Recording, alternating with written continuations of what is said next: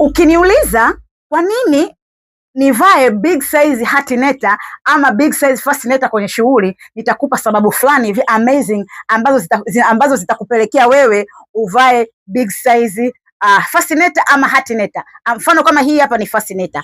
Sababu ya kwanza inakuwa inakupa confident and bold. Unapovaa big size bwana, lazima unakuwa una confidence fulani hivi, unaingia sehemu pale na uwepo wako unatambulika na unaonekana mtu fulani hivi ambaye una confidence. Lakini sababu nyingine ya pili, unakuwa sophisticated. Nimeongea kilugha cha ndani zaidi, yani hiyo English ni ya ndani zaidi. Unakuwa mtu fulani hivi mwenye ladha, yani unaonekana una vitu sophisticated. Lakini sababu nyingine, unakuwa classy and elegant. Jamani, kuna utofauti wa wewe uliovaa big size fascinator na yule aliyevaa small size fascinator. Hii inakufanya unaonekana classy and elegant, lakini pia unaonekana unique.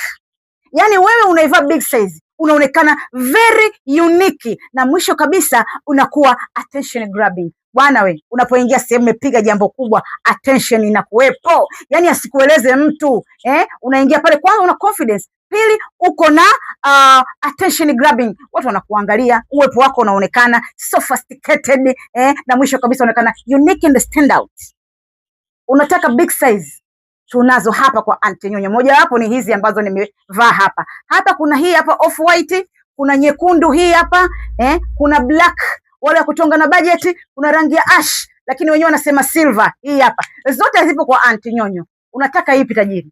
Karibu sana kwa Aunty Nyonyo. Nyonyo ni mmoja, na nasisitiza jamani, hakuna nyonyo mwingine. Ukisikia kuna nyonyo mwingine sehemu, piga simu polisi, Oysterbay moja tu, ama pale wapi Salenda.